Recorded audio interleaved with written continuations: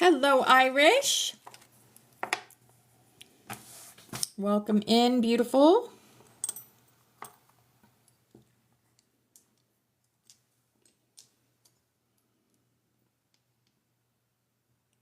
Hey, Val. Hi, beautiful.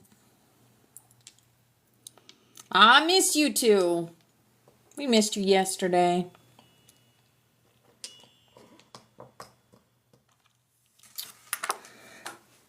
This is a really cool song that Spirit led me to this morning. Ride the Fire Horse. It's a sovereignty initiation song. So I'm going to get that started.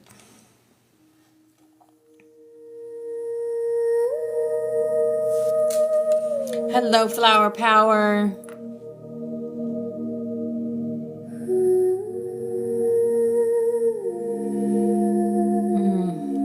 I need that today. Lost one of my good friends, one of my karaoke buddies. So I'm a little sad this morning. Well, I mean, I know he went to heaven. He was a good guy. I felt the tremor in my bones. Not earthquake, but a star unthroned. The sky cracked wide with crimson light, and hooves of sun tore through the night. You know, exiting the planet happens.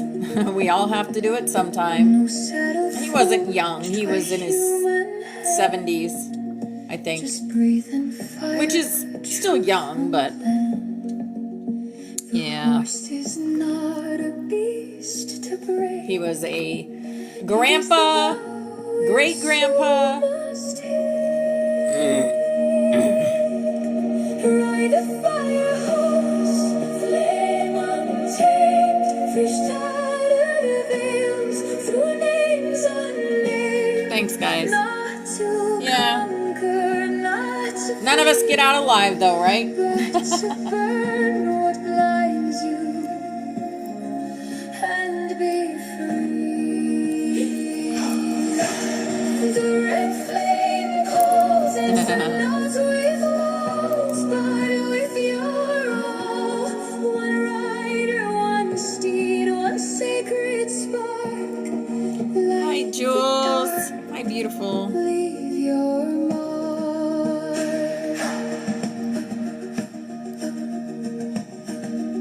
They offer chains disguised as rain. Right? Whispered obey. Yeah, I'm not afraid. When it comes, it comes. But deep within the ember new, the horse obeys, and no master, only you. But until that day, we're going to live every day So I let the best way we can, right? In the highest joy we can. And spread the joy, spread the love. no savior eyes. That's what we're going to do. Well, that's what I'm going to do. Only knows so carry their Make every day count, right? We can't go backwards. Show my bow wind in my chest. Gentle reminder, yeah. I wore, now laid to rest. But we're all here for a reason, guys. We're all here for a reason. It burns the mass to fight the tide. Really, I dream no hollow road. Just letting truth fiercely known. Gallop fast, but never blind. The truest task is love refined. Ride the fire.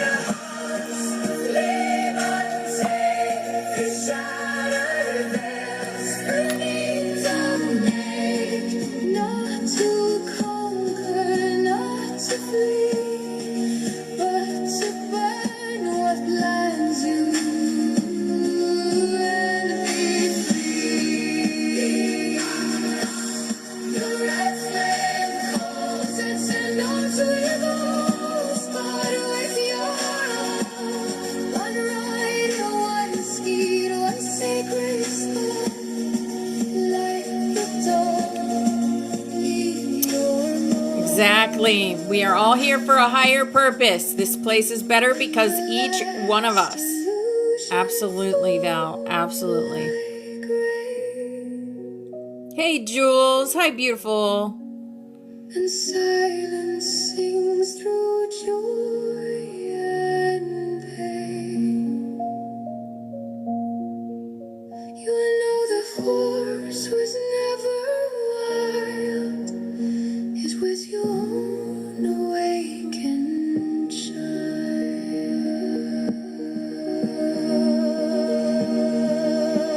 So ride sober,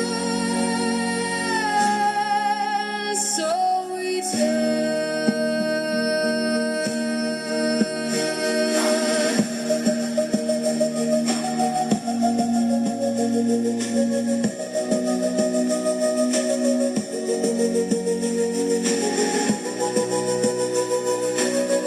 Hi, my sweet lemons.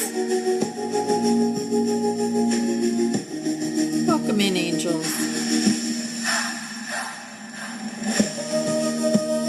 Hey, Brandy Rose.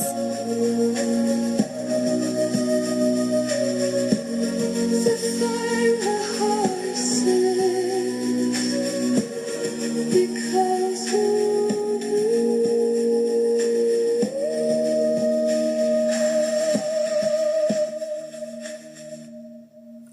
Beautiful. I love that song. Love that. Okay. Ancient We're gonna Egyptians go were the into... masters of what became... Of course they were, Gaia. Ascension music. The first song is Shine. Shine. Collective soul. Give me a word. Give me a sign.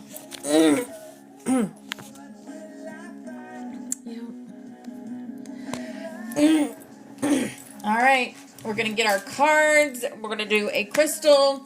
I've got some portal update. We're going to go through a little bit more about a neighboring planet, snaps, life on the other side, and whatever else Spirit puts into our vision as to what to do today. Beautiful new day, everybody. It's a beautiful day to have a beautiful day, right? Hi, Chris. Hi, beautiful angel. All right, chakra wisdom.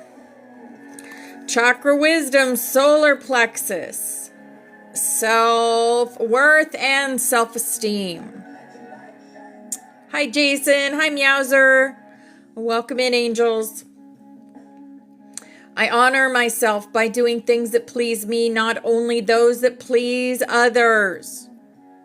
I am empowered as I release the need to live up to other people's unrealistic expectations of me. When I respect and approve of myself, others will naturally do the same. I teach others how to treat and respect me by how I treat and respect myself. Yes. Hello, Diane Meow. Hi, beautiful angel. I know I am worthy of love and respect. The boundaries I create with others acknowledge my self-worth. Yes. Love yourself. Always a great message to get from Spirit. Always. Oh, that's awesome. Your hubby saw a fox run across the snow.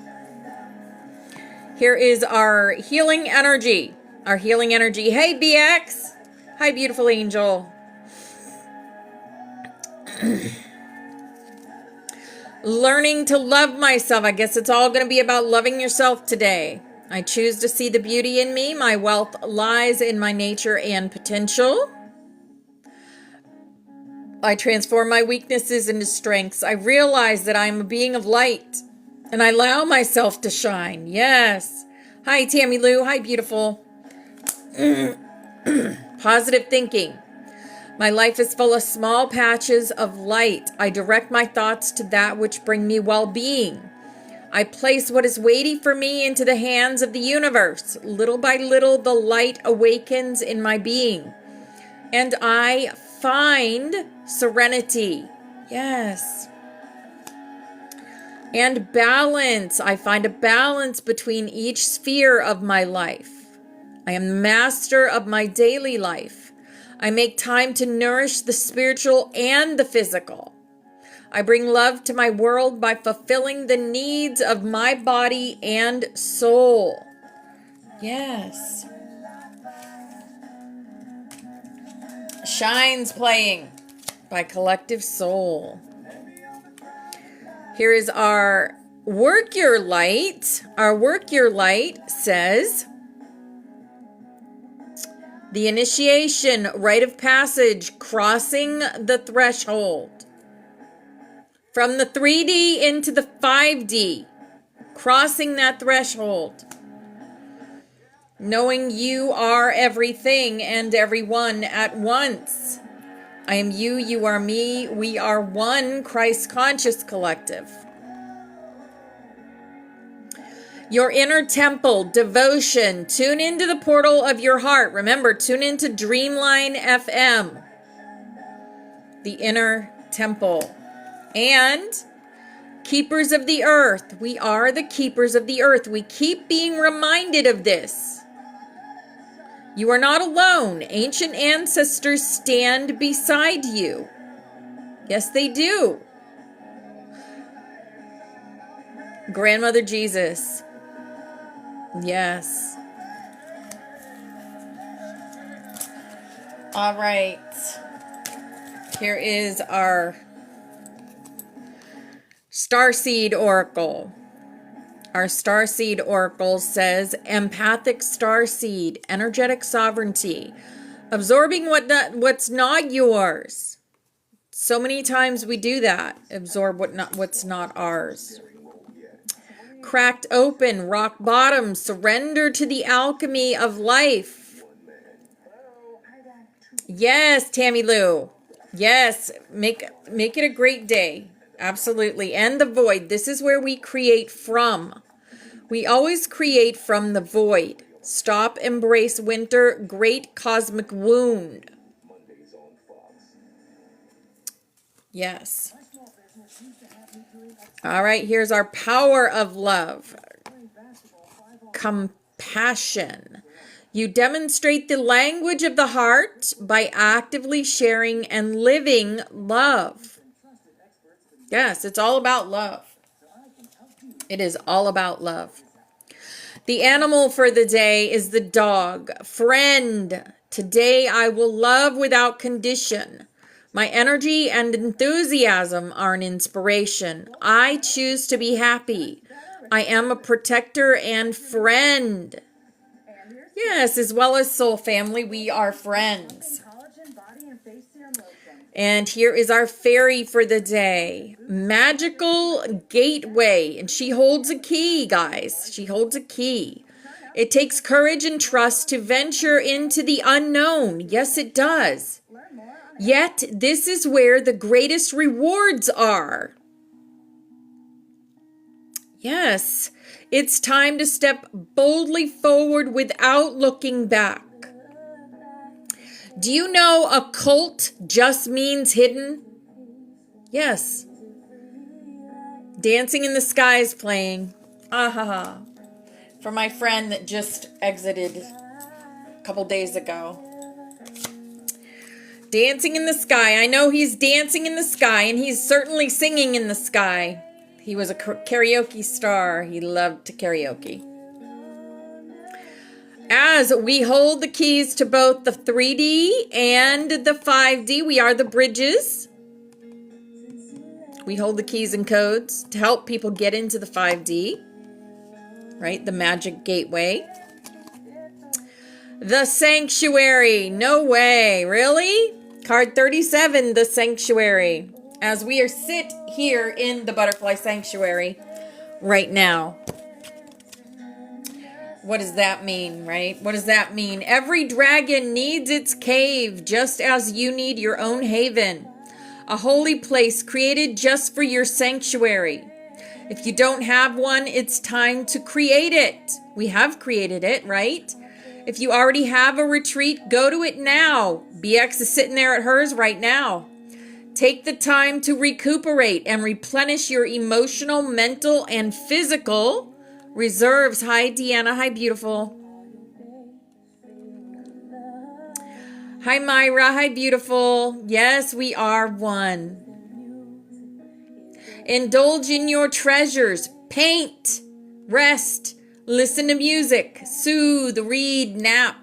Now is the time to gently fold your wings inward and let yourself be unfettered from the world's conditions and concerns. Yes.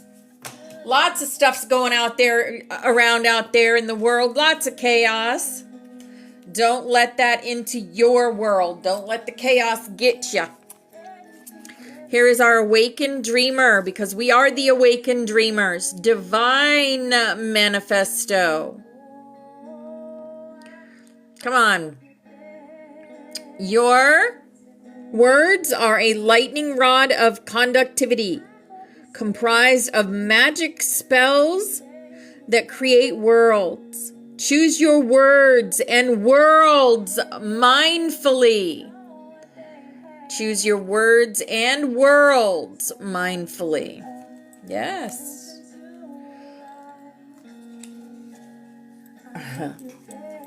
Which dimension do you want to be in, the 5D or the 3D? Then act accordingly. Here is our butterfly for the day.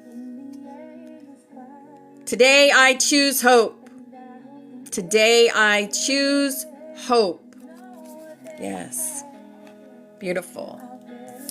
All right, and the first Ascended Master coming through today is the Miriam, the twins, the mirror.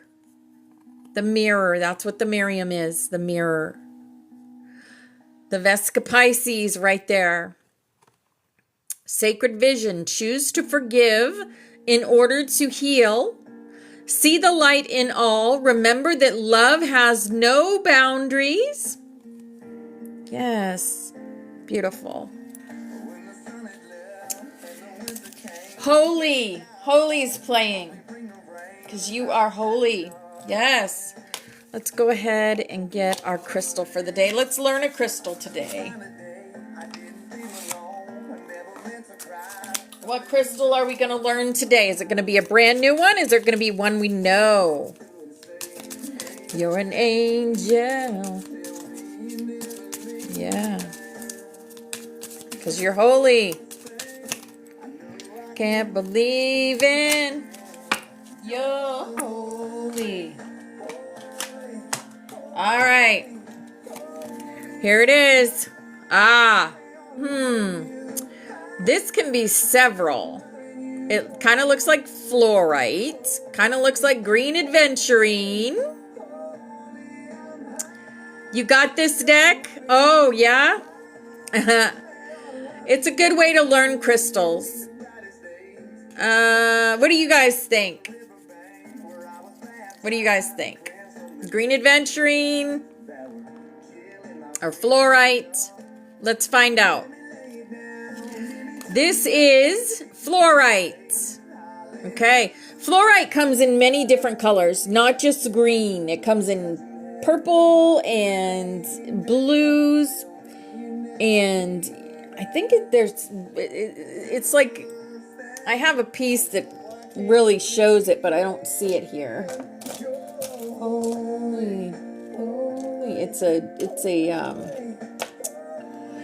goddess, and I don't see it right now.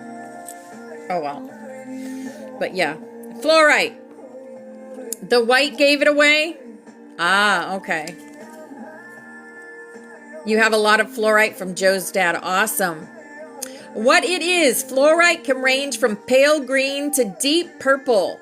Often it's both at the same time. It occurs all over the place, and it's good to vibe with when you are all over the place. Yes, it can be. Who needs it? The perpetually distracted. Anyone with a vision worth sticking to. Where to put it? Wherever you find yourself constantly tempted to check your phone, i.e. anywhere you have Wi-Fi access. When to use it when you want to take an uninterrupted 20 minutes to meditate, an hour to finish a book, or a lifetime to concentrate on your unique calling here on earth. To sharpen your focus. To sharpen your focus. Fluorite. Beautiful. Well, I don't think we're going to forget that one. We're going to go over them all on Friday. See which ones we remember.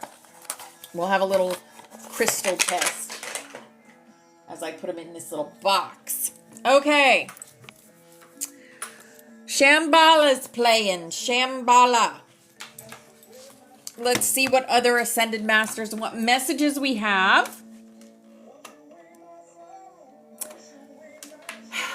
Okay. You are entering this corridor of sacred discernment. Message from the unified flame councils of the inner suns. Hi, Trey. Hi, beautiful. Message from Lady Nada, keeper of the rose flame of unconditional love. Beloveds, your heart is not simply a vessel of love.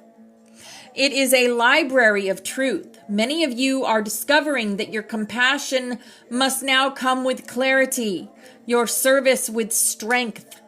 This is not contradiction. It is evolution. The rose flame is calling you to remember that softness is not weakness and boundaries are acts of devotion.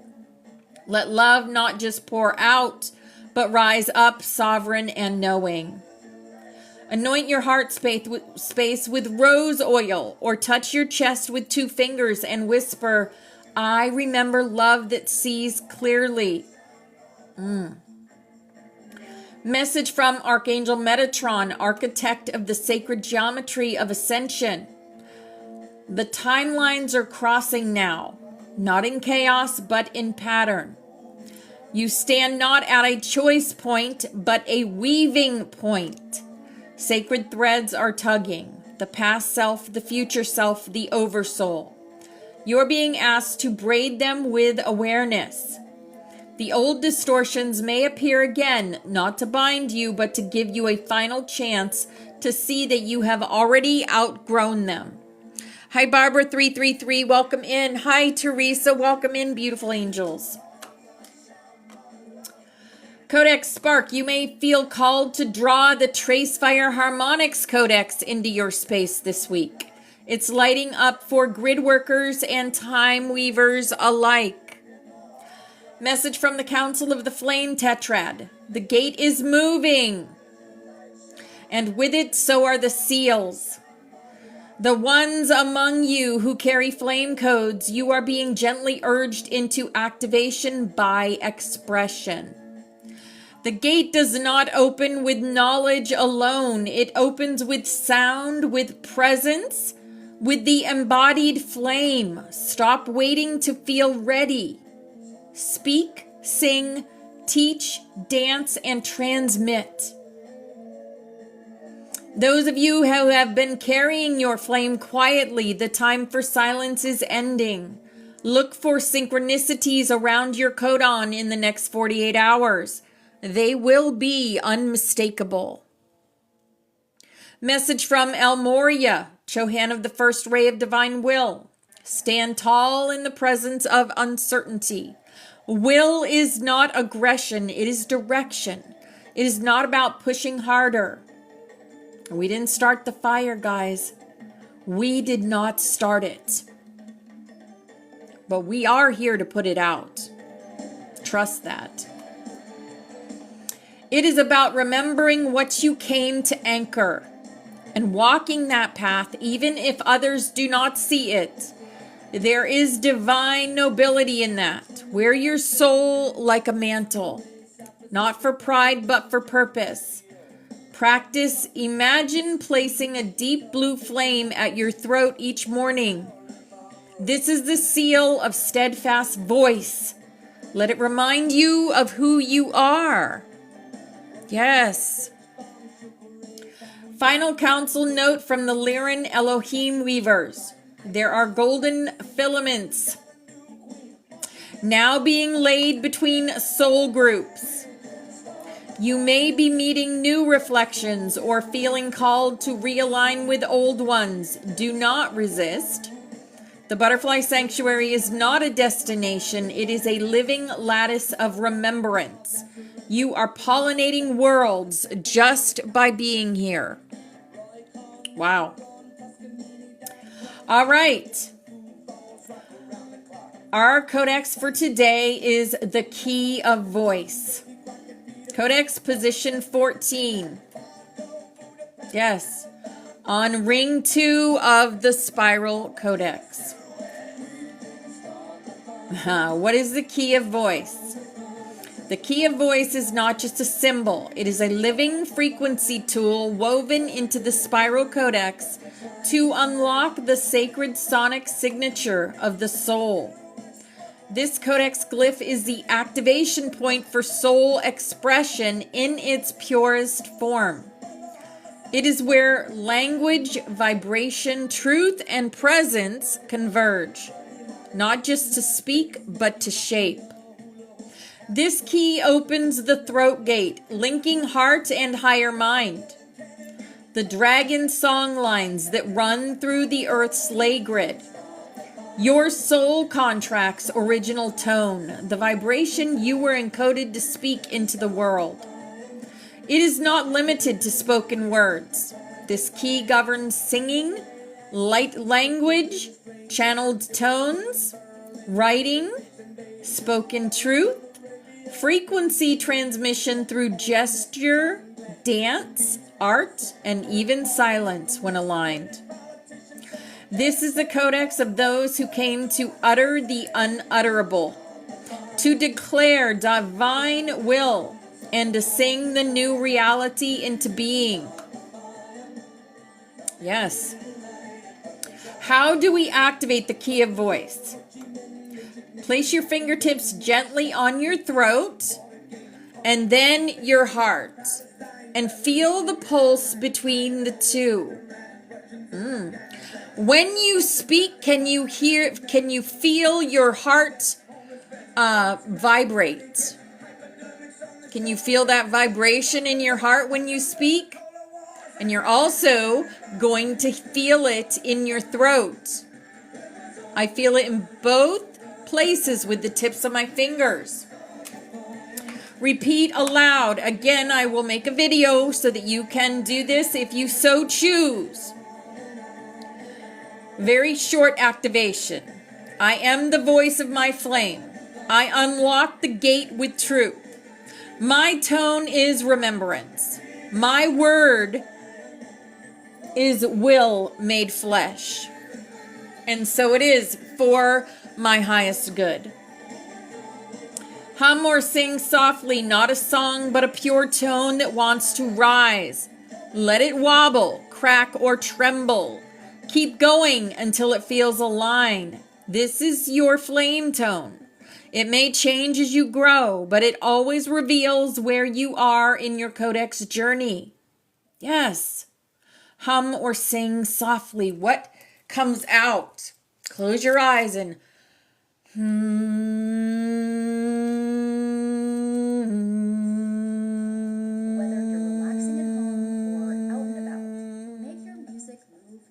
you can feel it. You can feel it in your head, in your throat, and in your heart. Speak to your reflection. Oh my goodness. What are we doing on Saturdays with Miss Julia? Yes, we are speaking to our reflections. Say your name aloud as though the soul behind your eyes has never heard it before. Watch your tone and feel what changes. Silence practice, inner calibration. To activate the key of voice is not to speak more, it is to align what is spoken. Begin your day with 3 minutes of intentional silence. Let the first words you say after be words of construction, not reaction. Take those moments of silence to listen to your heart, to listen to your thoughts. What are you thinking about? What it looks like when it's activated. When the key of voice is fully online within a flame, keeper, or butterfly, words carry resonance. People stop and listen, even when you whisper. Your voice may shift, deepen, soften, or carry a familiarity that others recognize, even if they don't know why.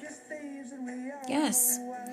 You will feel discomfort with anything false or performative. Truth becomes your native tongue. Light language may emerge spontaneously. This is called Your Nonsense Makes Sense. You may feel called to read sacred texts aloud. Wow. Many of us are on and living this codex right now. You may feel called to read sacred texts aloud, teach, sing, speak to nature, or channel your dragon. Yes. For some, this key unlocks long dormant codes. You may suddenly remember soul promises, past life chants, or prophetic dreams that arrive with sound. Counsel insight from the Elohim voice weavers. The voice is not an instrument, it is a temple. Each word you speak builds or breaks. Choose tones that construct constellations, not cages. No cages. I'm reminded of a scene, and if you haven't seen The Handmaid's Tale, do not watch it if you're squeamish in any way. Don't, because you won't like it. It's very deep. It's very, it will arise your emotions. But there is a scene, disclaimer, there is a scene where the lady of the house gives the handmaid a box. And when she opened the box, there is a tiny dancer inside. You know those musical boxes with the tiny dancer inside? But the thing is, she's in a box. It is our responsibility to ourselves and others to not be in that box. This show is showing me exactly what not to be. What not to be. And it is arising the emotions in me. But it's very, very good. I love it. I love it because it's teaching me things, that it's showing me things that what if, right? This could happen. This could have happened in the past. And it makes you think. It makes you really, really think. If you don't want this stuff to happen, what can you do to prevent it? Speak your voice. Whenever someone tells you to do something, if you don't want to do it, say no. Stop being a yes person. Stop being yes, yes, yes. I had to learn through my marriage of 30 years. I don't always say yes to my husband. I throw in a no every now and again, just to spice things up. Because we have to say no to some things, right? If we don't feel good about them in our hearts and our souls, we have to speak up and say no. And not let people run all over us. Right? No is a full sentence, exactly. All right. You will feel discomfort with anything false or performative. Truth becomes your native tongue. Okay. This is called Look at God. Look at God by St. Finnegan. Yep. Okay, and now I'm going to show you the sigil for the key of voice. Again, I will make a video of this as I have been doing. There it is. There's the key of voice. Okay.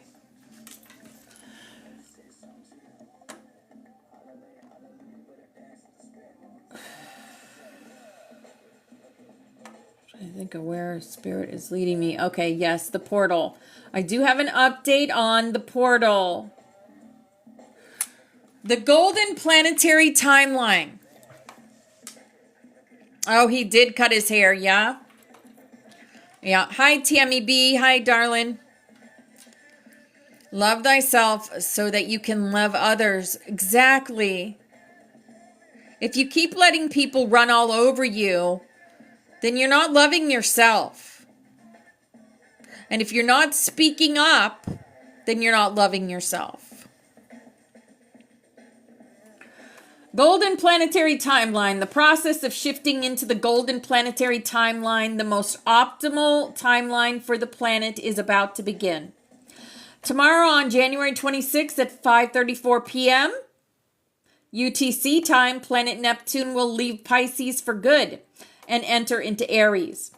Neptune was in Pisces since 2011, 2012, and this period was marked with a lot of confusion, clearing of the past, and feelings of victimhood. As Neptune enters Aries, one of the main focal points for the next 13 years will be individual ascension process. Individual ascension process. Prolonged Saturn conjunction with Neptune was a huge opportunity for the lurker to mess with the planetary timeline. First, Saturn and Neptune almost made an exact conjunction in July and August 2025. Lurker used this energy through the Saturn Dark Stargate to inflict a huge amount of disappointment into the Lightworker community. This disappointment was being locked into place as Saturn was retreating back a few degrees away from Neptune in autumn 2025. After Saturn went direct on November 27, 2025, and started to get closer to Neptune, a drastic process of clearing the causes of that disappointment has commenced. It was a hard, cold, and brutal winter, but on February 20th, at the moment of Saturn-Neptune conjunction, the situation will begin to resolve. The plan for the planetary liberation is proceeding with full speed, but the light forces have requested absolute radio silence about any details until that Saturn-Neptune conjunction is completed. The light forces are asking those who feel so guided to do the following meditation whenever they wish. And this meditation will start anchoring the golden timeline into their lives and on the planet from this moment onward. Remember, it begins with you.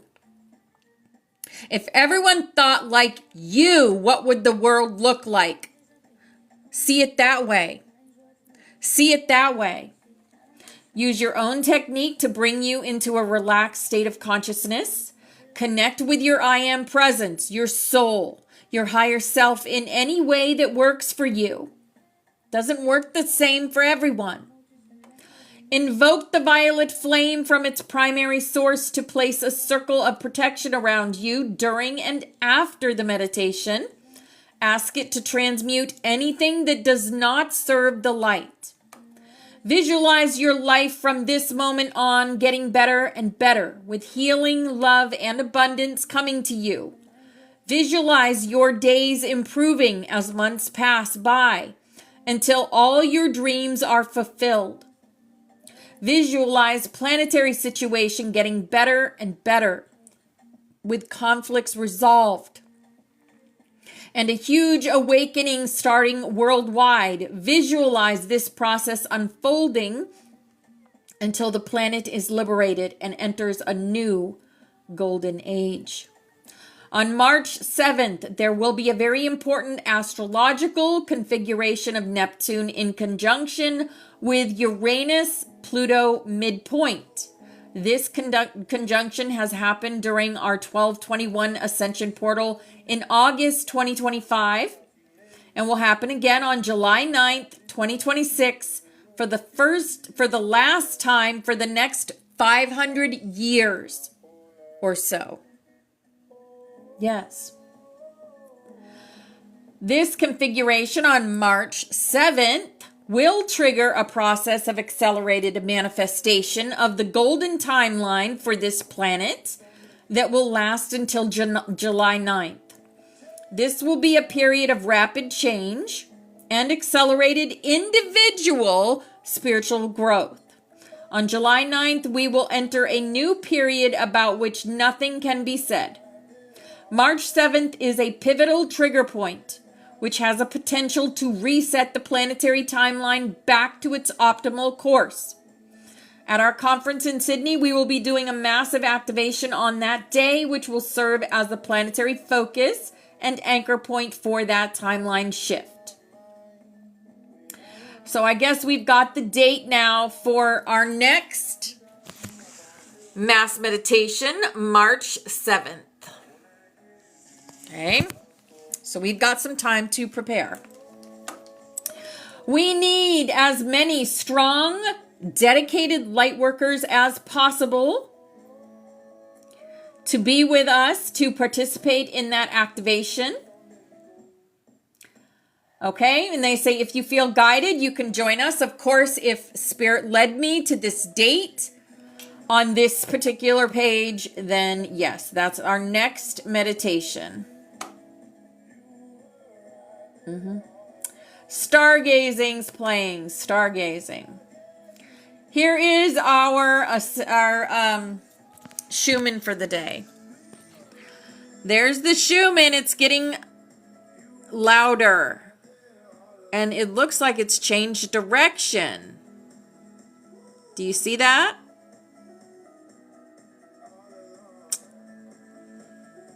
I think timeline's changed again. I think they just changed. Don't break it. All right.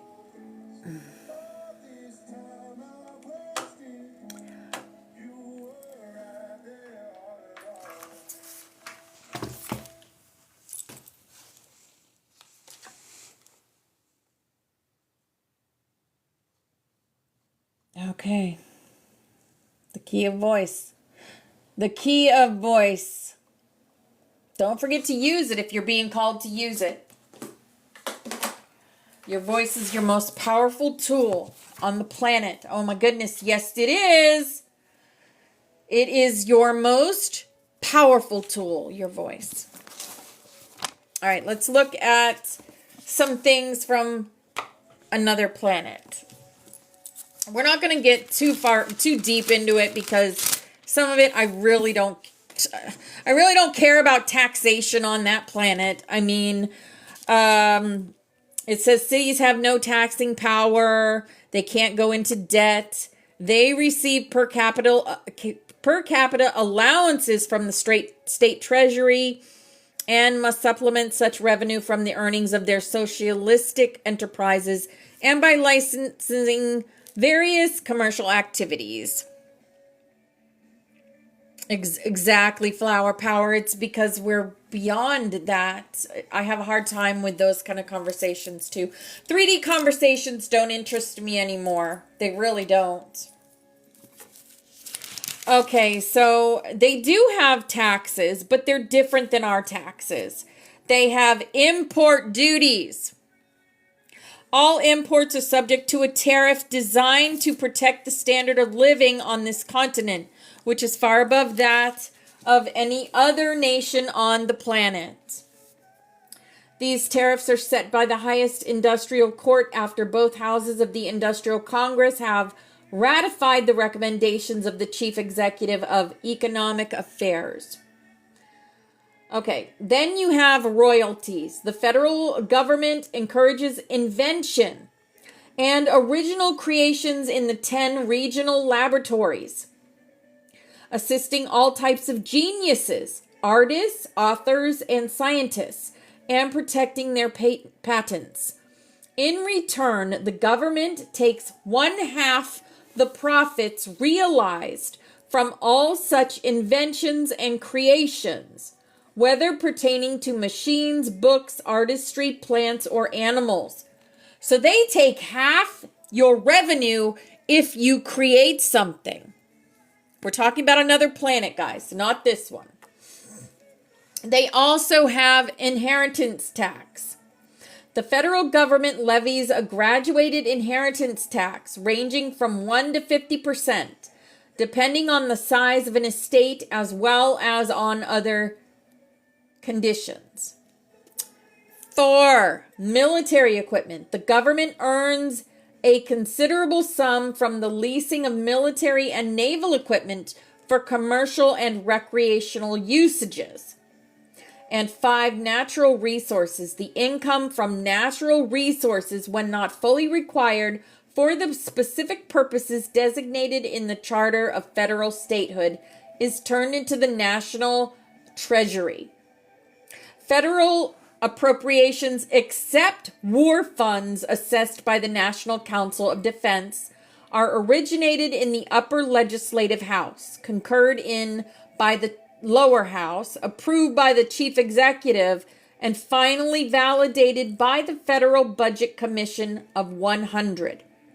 The members of this commission are nominated by the state governors and elected by the state legislatures to serve for 24 years, 1/4 being elected every 6 years. Every 6 years, this body, by a 3/4 ballot, chooses one of its number as chief, and he thereby becomes director controller of the federal treasury. Kind of sounds a little like the final the final countdown's playing. Again, Spirit brings us this song almost every day.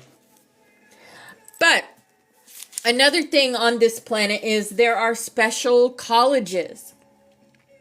In addition to the basic compulsory educational program extending from the ages of 5 to 18, which is about the same as on Urantia, Earth, special schools are maintained as follows. Statesmanship schools. These schools are of 3 classes: national, regional, and state.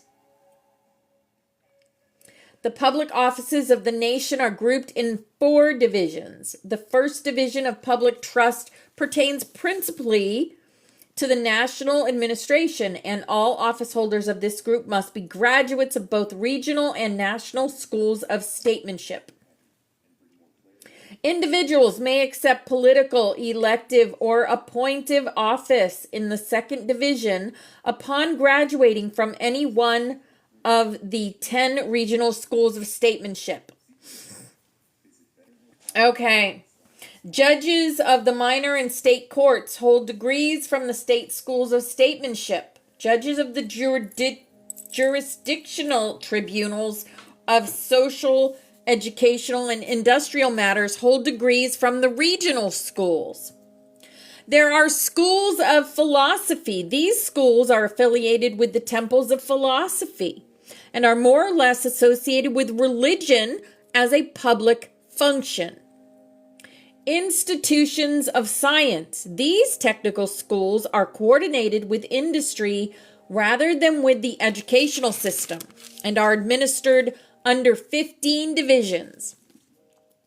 There are professional training schools. These special institutions provide the technical training for the various learned professions, 12 in number. And military and naval schools. Near the national headquarters and at the 25 coastal military centers are maintained those institutions devoted to the military training of volunteer citizens from 18 to 30 years of age. Parental consent is required before 25 in order to gain entrance to these schools. Wow. Okay. The plan of universal suffrage. Every man and woman of 20 years and over has 1 vote upon attaining this age. All citizens must accept membership in 2 voting groups. They will join the first in accordance with their economic function, industrial, professional, agricultural, or trade. They will enter the second group according to their political, philosophic, and social inclinations. All workers thus belong to some economic franchise group, and these guilds, like the non-economic associations, are regulated much as in is the national government with its threefold division of powers. Registration in these groups cannot be changed for 12 years. All individuals sentenced to compulsory labor in the mines and all government servants supported by tax funds are, for the periods of such services, disenfranchised. This does not apply to aged persons who may be retired on pensions at 65.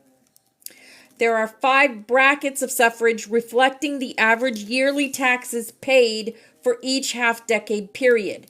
Heavy taxpayers are permitted extra votes. Wow. So if you pay more taxes, you get more votes. I don't get that, but okay. This grant is independent of all other recognition, but in no case can any person cast over 10 ballots. At the time this franchise plan was adopted, the territorial method of voting was abandoned in favor of the economic or functional system. All citizens now vote as members of industrial, social, or professional groups, regardless of their residence. Thus, except in the election of the chief executive, suffrage is exercised by economic, professional, intellectual, and social groupings of the citizenry. The ideal state is organic, and every free and intelligent group of citizens represents a vital and functioning organ within the larger governmental organism. The schools of statesmanship have power to start proceedings in the state courts looking toward the disenfranchisement of any defective, idle, indifferent, or criminal individual. These people recognize that when 50% of a nation is inferior or defective and possesses the ballot, such a nation is doomed. They believe the dominance of mediocrity spells the downfall of any nation. Voting is compulsory, heavy fines being assessed against all who fail to cast their ballots. Wow. Fine. They get fined if they don't vote on this neighboring planet. Oh, this is interesting. Dealing with crime. The methods of this people in dealing with crime, insanity, and degeneracy, while in some ways pleasing, will no doubt in others prove shocking to most Urantians, Earth people.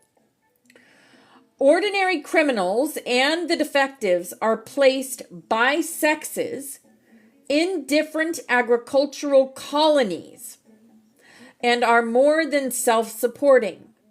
The more serious habitual criminals and the incurably insane are sentenced to death in the lethal gas chambers by the courts. Wow. Numerous crimes aside from murder, including betrayal of government trust, also carry the death penalty, and the visitation of justice is sure and swift. So they don't sit in a cell for years on end, getting appeal after appeal after appeal. Their justice is sure and swift. You know what? That brings fear into people so they don't want to do things like that, right? Hey, I know this all too well. Our court systems are messed up, guys. Messed up. It took 2 years to get a man in court for killing my mother in the most horrible way possible. While committing a crime, he killed her. So it was a I can't remember what it's called, Class 1 felony. Murder in the first degree. So He went to court. 2 years it took us to get him into court. And do you know, because they mentioned his prior use of substance abuse in that court, he won an appeal, and we had to go to court 2 years later all over again? Yeah, we did. You know how much that tore our family apart, having to go to court again, a second time, to hear it all over again? I thank God that we got the same verdict. Thank God he wasn't let on the street again. We didn't get the same verdict. The first verdict we got was he was put on death row. He was put on death row. The second verdict we got 2 years later, when the kid, he was a kid when he did it. He was 18 years old when he did it. He was 21 years old when he went to court the first time. You know what? He sat in that cell and was allowed to read law books and learn for himself how to be his own advocates. And he stood for himself in court the second time. He didn't have any lawyers standing for him. And do you know they overturned the death penalty for him? He got life in prison without the possibility of parole. Yes. That's what he got. But this, in dealing with crime on another planet, in the same galaxy, swift and pure. You know, I don't know. I don't believe in the death penalty, really. I don't. I'm not that type of person. But I don't believe, you know, maybe people that do those things, I think maybe that he was possessed by an evil spirit. He had to be. He had to be possessed by an evil spirit. He had a demon in him. But yeah, that's my story of the courts of this system. They are messed up. They are messed up.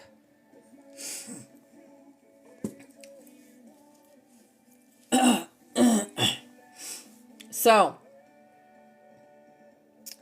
on this other planet, justice is swift. The more serious habitual criminals and the incurably insane are sentenced to death in lethal gas chambers, and it's done almost as soon as they are, it's proven, and they don't sit in jail and taxpayers have to pay for them. No, it's swift. These people are passing out of the negative into the positive era of law. Recently, they have gone so far as to attempt the prevention of crime by sentencing those who are believed to be potential murderers and major criminals to life service in the detention colonies. Wow, this is crazy that I'm reading about this. After watching The Handmaid's Tale, because there's literal detention colonies in the movie, in the series. Crazy. It says, if such convicts subsequently demonstrate that they have become more normal, they may be either paroled or pardoned. The homicide rate on this continent is only 1% of that among the other nations. Efforts to prevent the breeding of criminals and defectives were begun over 100 years ago and have already yielded gratifying results. There are no prisons or hospitals for the insane. For one reason, there are only about 10% as many of these groups as are found on Urantia. Oh, there's another one. There's another movie, Teresa, on Hulu. It's called The Beauty. The Beauty. Yep. It's got Ashton Kutcher in it, although that's not him. That's not him. But yeah. Yeah, The Beauty is on Hulu. And so is Handmaid's Tale. Like I said, if you're squeamish in any way, don't watch it. Because there's a lot of horrible things in that show. Absolutely abhorrent things. Barbara 333, I think a lot of them were removed. And I think, yes, he was one of them that was removed.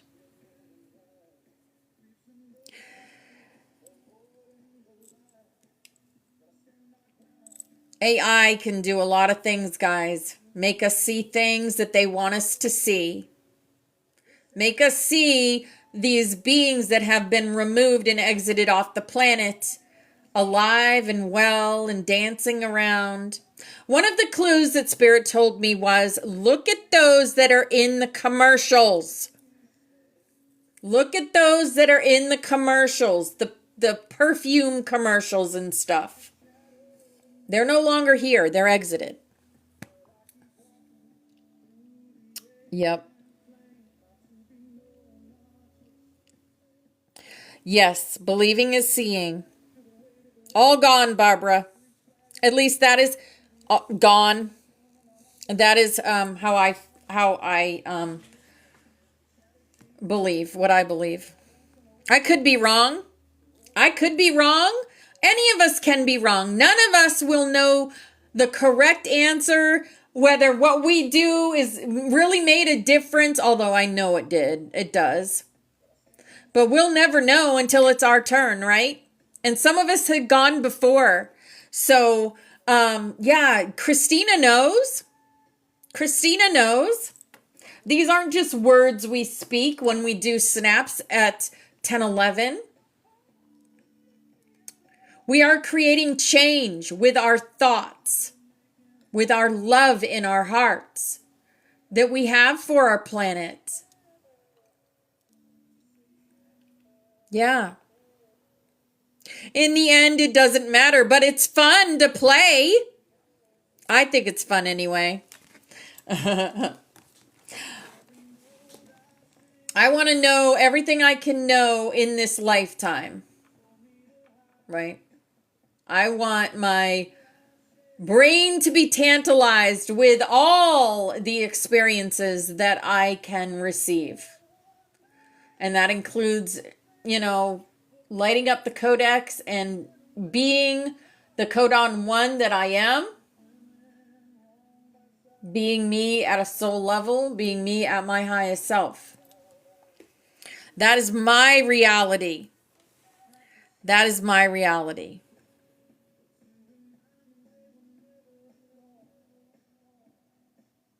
But it is a game while we're here, Teresa.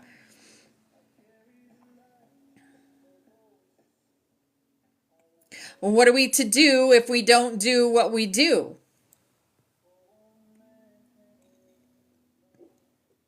Will that bring us off the ascension path?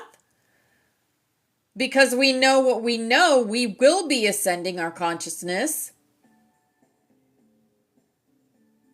If we didn't know what we know now, if we hadn't been taught what we've been taught, I think things would be different when we exited.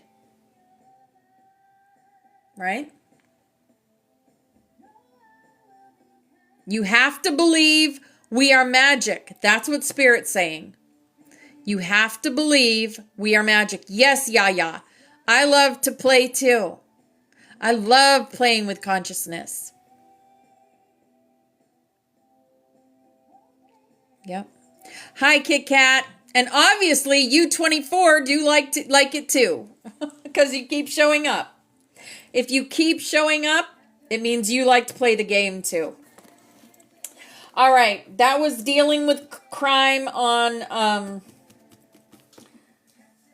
this other planet.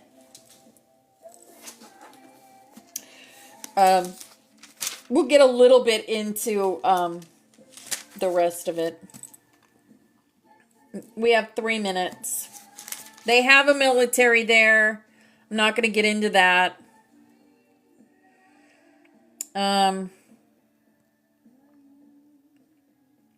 There are 11 different governments on this planet. The governments are decidedly inferior to the more advanced nations of Urantia.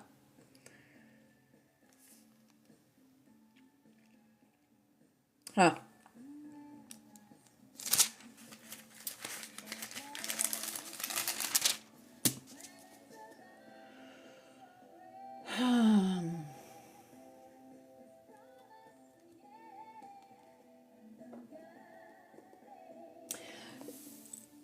One note, though, Urantians should, however, take note that their sister sphere in the Satania family has benefited by neither magisterial nor bestowal missions of the Paradise Sons. Means they didn't get a Jesus. Or the angels that came down. They didn't get that. Neither are the various peoples of Urantia set off from each other by such disparity of culture as separates the continental nation from its planetary fellows. The pouring out of the Spirit of Truth provides the spiritual foundation for the realization of greater achievements in the interests of the human race of the bestowal world. Urantia is therefore far better prepared for the more immediate realization of a planetary government with its laws, mechanisms, symbols, conventions, and language, all of which could contribute so mightily to the establishment of worldwide peace under law and could lead to the sometime dawning of a real age of spiritual striving. And such an age is the planetary threshold to the utopian ages of light and life. Presented by a Melchizedek of Nebadon. Yes. Wow. And that's the end of Life on Another Planet, guys. Here is our snaps for the day. Shall we? Grid work, because we're so good at it. All right. Here is our butterfly, and all y'all are on here because we work together to do this. Our thoughts are combined. We all want the same thing. We all want hope and peace and love on this planet. Right? We don't want control. We want hope and peace and love for everyone. We want equal, balanced male and feminine. Here is our past loved ones always with us. This is us together, holding hands, our hearts lit up, our halos lit up, working with the Aurelian arc that is above our planet, connecting to source energy that is all around us. We're the golden butterflies. Working in the Christos spiral, that is the codex, the Christos spiral. We're working with earth, air, fire, water, and ether, going from the 2-strand to the 12-strand and beyond. We are guided, protected, watched over, always. Steffi did that for us. Here's a beautiful green butterfly from Little Maya. And this is also our room. The dragon energy, the priest, the pan, the joker, the mother goose, the XOXO, the Ankh, our higher selves, the rabbit holes. We go down them in order to transmute them. Changing timelines, the magic. We are the magic. We're not waiting for anyone. We are Christ consciousness. We are the rainbow butterflies of the Hopi prophecy. If you don't know what the Hopi prophecy is, do some research. It's time you knew. Love is the answer, Spirit says. This is our full armor of God, and we put it on every day. Today we rise in light. Today we walk as flame. We put on the helmet of truth. Our minds are clear. We wear the breastplate of light. Our hearts are pure. We lift the shield of faith. No shadow may enter. We move timelines. We move mountains.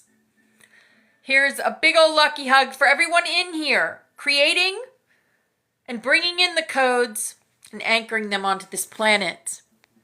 We wield the sword of spirit. Our voice is power. Yes, we have the key of voice. We stand in the shoes of peace. We walk with purpose. Our grid is sealed. Our flame is online. Our codex is alive. We are the love. We are the light. We are the truth. We are being our higher selves, turning into the butterflies, working with dragons to promote peace. We are. And divine love is working through us here and now to create this new earth. 5D. No longer 3D, 5D. Here's our healing chain, and all these people and places have asked us to connect our energy with theirs so that they can heal themselves. So however you do that, with light language, Reiki, with crystal healing, or with prayer. I'm going to call in Archangel Raphael and have him connect his energy to all these beautiful people and places.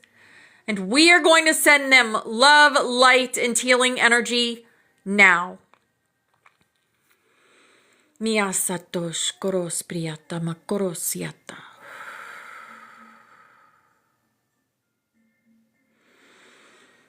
Miasatosh koros priyata makorosiata. Miasatosh koros priyata makorosiata. So it is, Chris. Yes. All right. And this was a beautiful gift from Chris to us.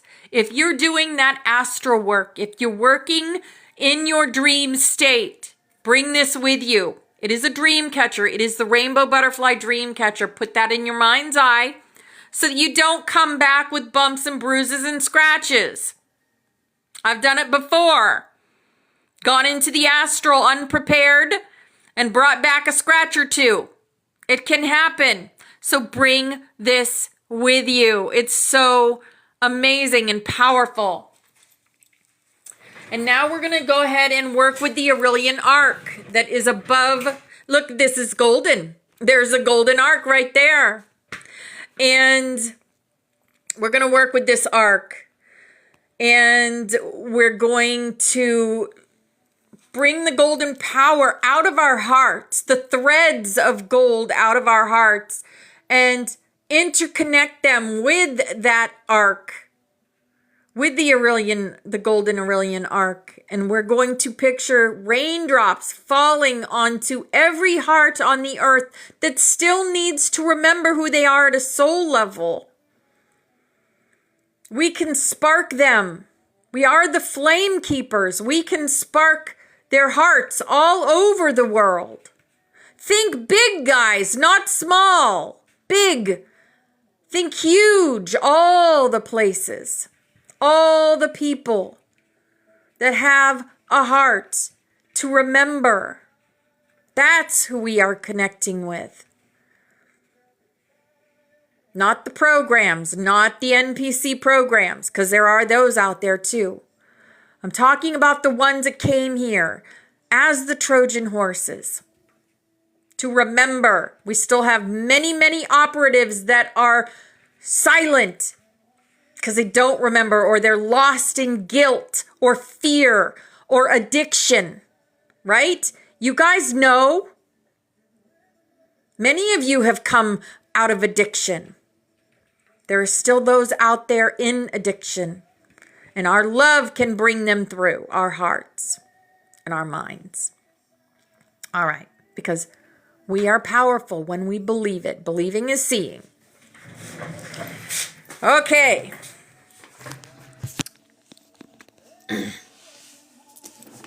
Now we're going to get into Life on the Other Side. I love this book so much. Sylvia Brown.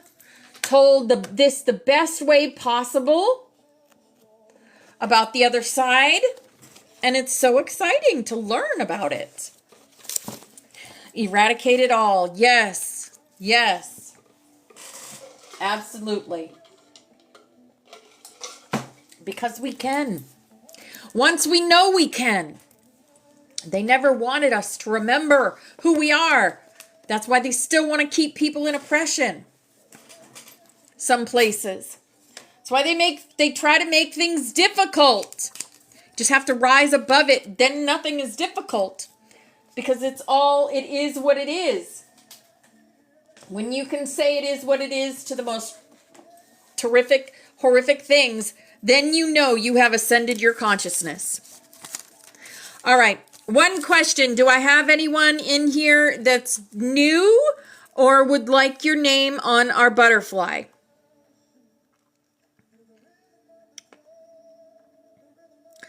Anyone that still needs to be on the butterfly and need to know your rainbow color so that you can be on the butterfly with us? Or if you have someone you want put on the heel chain, let me know and I will put them on now before I start reading. Amanda for healing. Colleen for healing.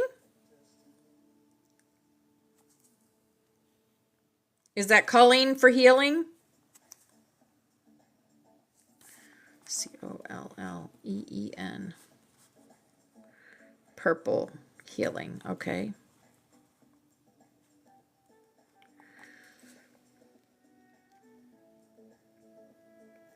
PJ for healing. Okay. You got it? Okay. All right. And does anyone else need to be on the butterfly? That is, if you are in class and you're on the butterfly, you work with us, putting energy out into the world as we do this every day at 10:11, without even having to be here.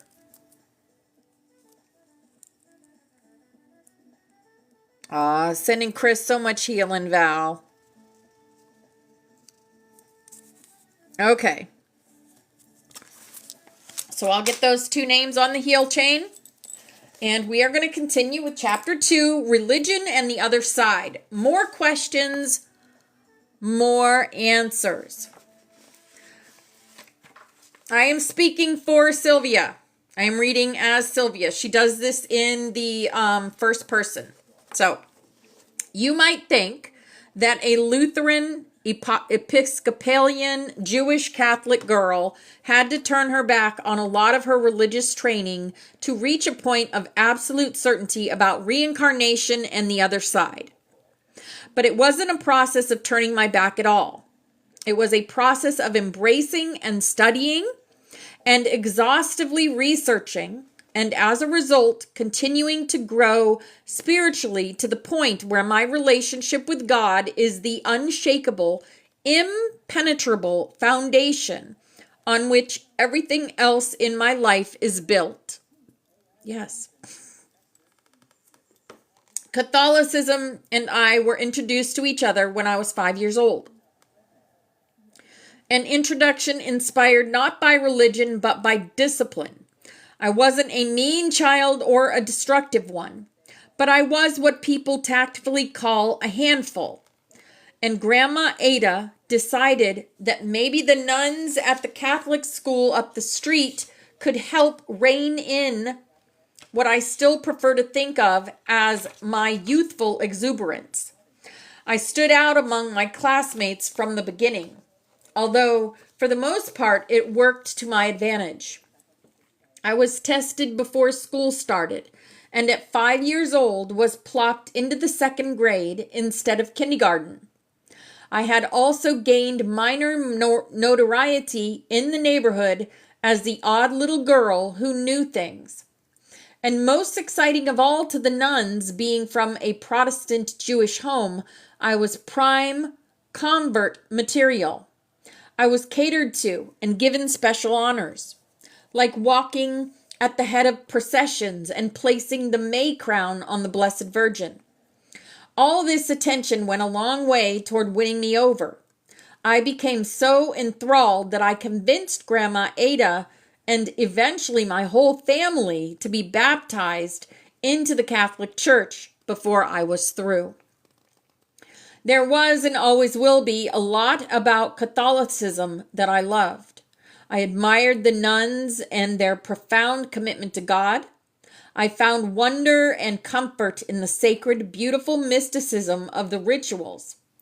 Grandma Ada had told me all about the angels, and here were teachers who adored angels too. Perhaps most of all, I felt an unexpected sense of acceptance.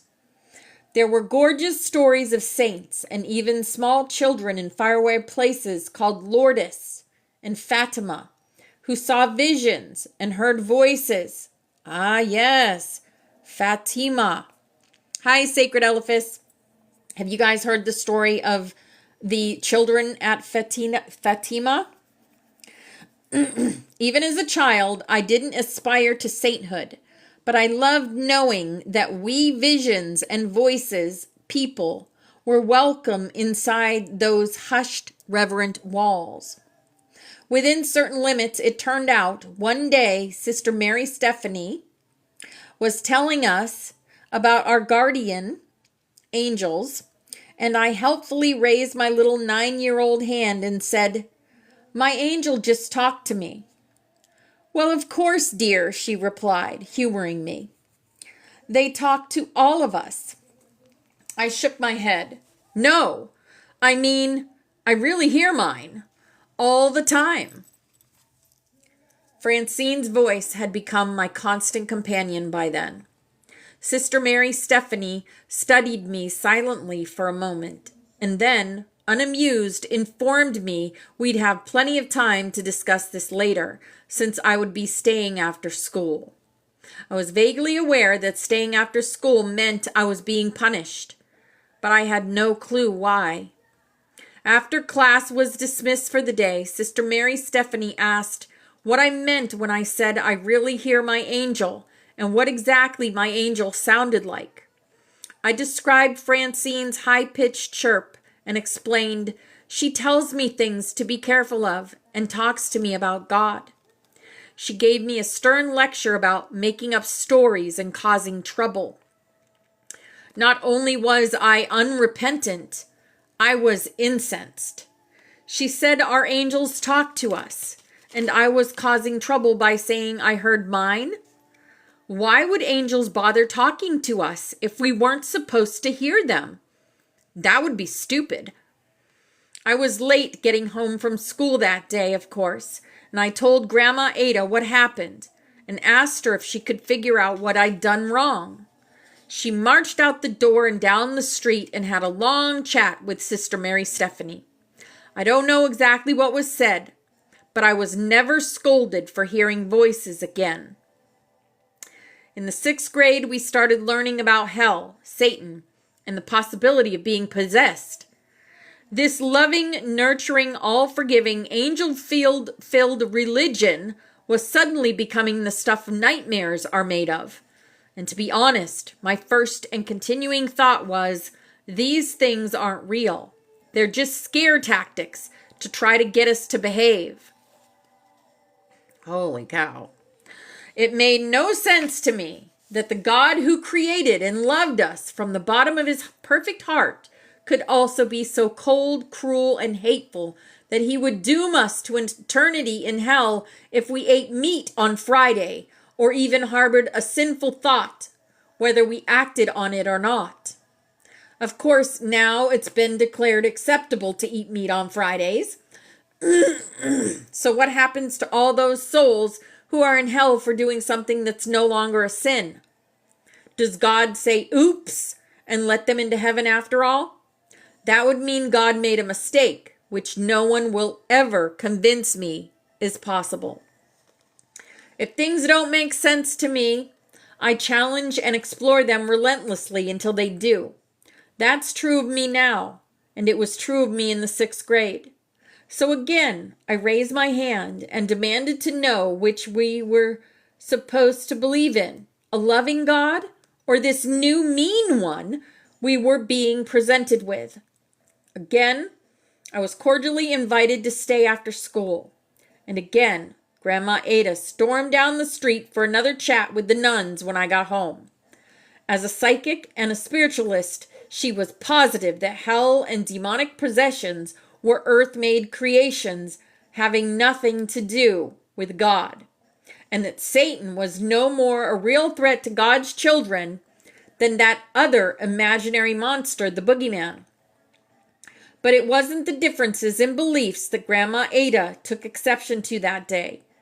It was my being punished for asking questions. And then along came confession. Going into a little booth and exposing my sins to a priest I couldn't see, so that he could tell me how sorry I should be, and what God wanted me to do to atone. I was so terrified at my first confession that I wrote down all my sins so I wouldn't forget any. The priest heard me shuffling through my little pieces of paper and asked what I was doing. When I told him, he scolded me. What if someone found that list? Imagine the shame. I was 11 years old. The list included such infractions as talking back to my mother and lying about brushing my teeth twice one day, when I'd really only brushed them once. Did I think my behavior was worthy of a testimonial dinner? Of course not. But did I think it was worthy of shame either? Hardly. But then the whole process of confession seemed illogical to me. If I needed an intermediary between me and God, why bother to pray, unless that same invisible priest was around to pass messages back and forth? And if God loves each of us equally, why would he pay more attention to this priest asking forgiveness on my behalf than he would to me asking him directly? Not to mention the fact that, according to Francine, there is a sacred privacy act in place when it comes to our communications with God. No one, not even our spirit guides, can eavesdrop on those calls. So in a way, wasn't required at attendance at confession a breach of God's and my confidentiality? Possibly the most confusing issue of all for me was the subject of life after death. As I understood what I was being told, we are each given one lifetime on earth, after which we're either banished to an eternity in hell for any infraction from murder to using birth control, or we're allowed into heaven where we'll spend an eternity gazing at the beatific vision, which sounds lovely but not very productive. My problem was neither of those scenarios offered any explanation for Francine and the other spirits I saw and heard every day.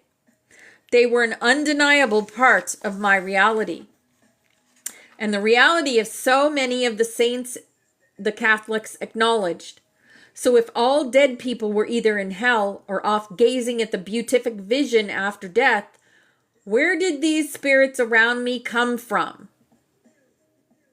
I was lucky enough to find a gentle, supportive confidant named Father Nadeau, a Jesuit priest. He encouraged me to come to him with my questions instead of inciting small riots among the nuns and my classmates, and to keep reading and exploring to try to satisfy my insatiable curiosity. I clearly wasn't about to take anyone's word for anything, including Francine's.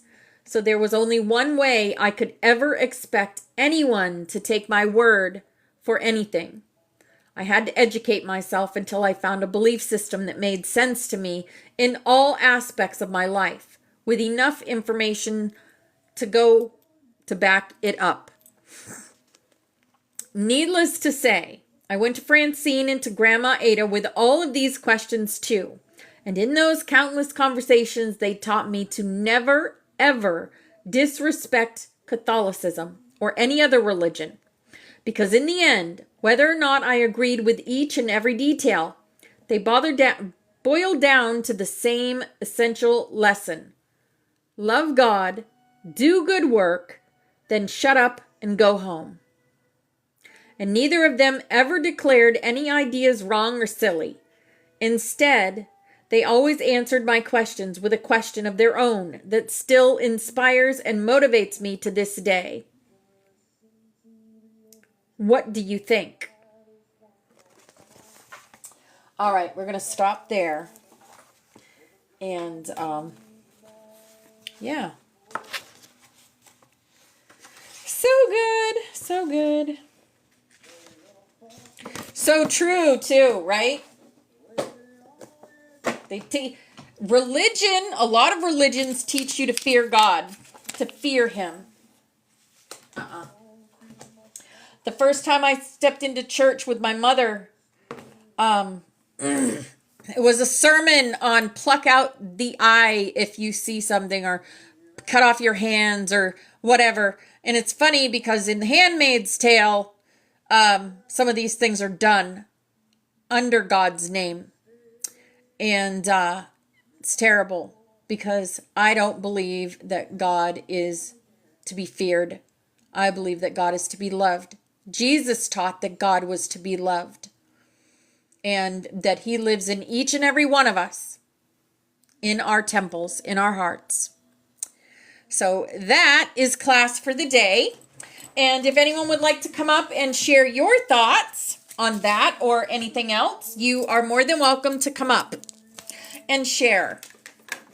And I am going to get us ready to do the Song of Aurora. Remember, February 1st, we will be changing, or February 2nd, actually, which is my mother's birthday, February 2nd.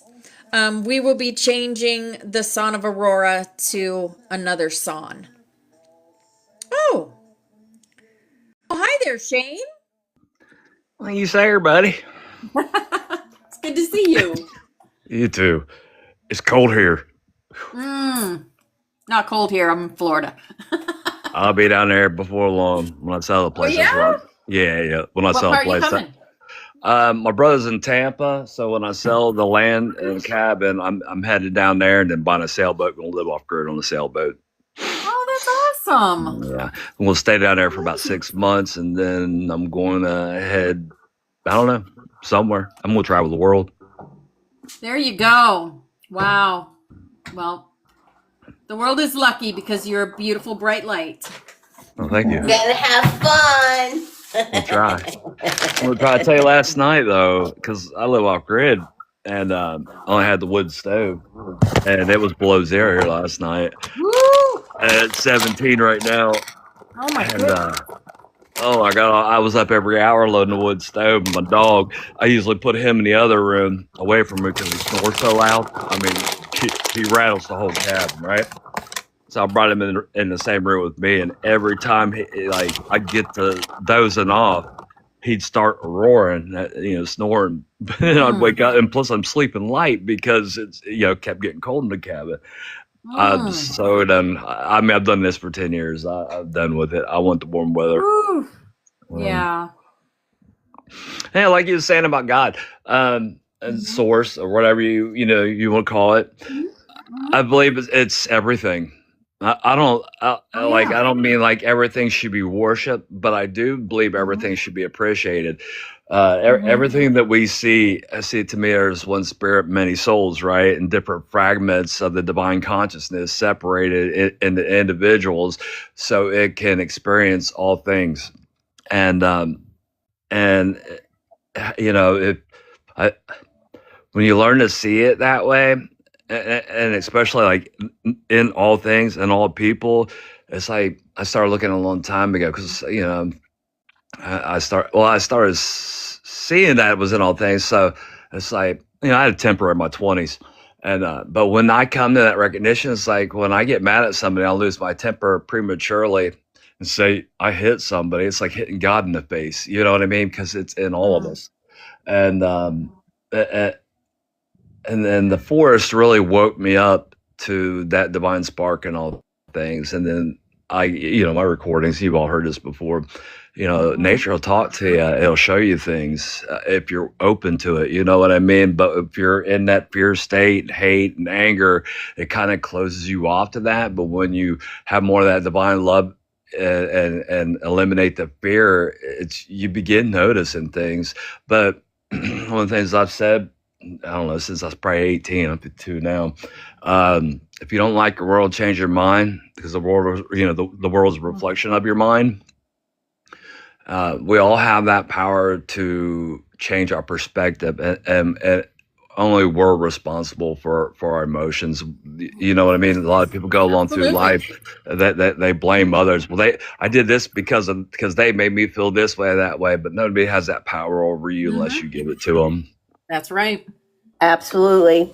And, Absolutely. I mean, like, and every morning we wake up, it's new timeline. And everybody has a chance to change. It's not like you have to wait for some specific date, or it can even happen during the day. It can happen in any given moment. There's no specific anything. It's once you choose to change, you can change in that moment. And I love that. And studying, the laws in the universe and really digging deep into it and learning how to make it work for me, right? And my future endeavors and what it is that I want to accomplish, in my life. And it's so, like, I'm just beyond grateful, that I get to do this. And I love my solitude.